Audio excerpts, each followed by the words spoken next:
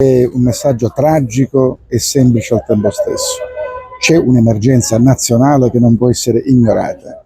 Se 50 persone entro la metà dell'anno si tolgono la vita in carcere, numero al quale dobbiamo aggiungere agenti di polizia penitenziaria che anche loro purtroppo soffrono certe condizioni dell'universo penitenziario italiano, dobbiamo parlare di emergenza effettiva. Ed è questa la ragione della mobilitazione dell'avvocatura liberale, democratica, che intende sottolineare la difficoltà del momento e la indispensabilità di interventi strutturali che possano risolvere il sovraffollamento e l'eccesso di carcerazione.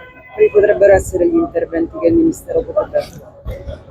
Ma guardi, il Parlamento e il Governo hanno licenziato un testo poche ore fa che io reputo non solo insufficiente ma totalmente palliativo.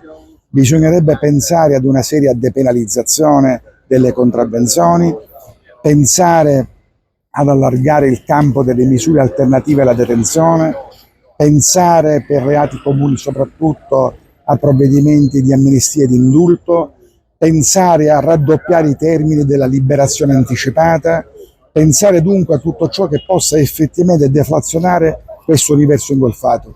E sulle infrastrutture?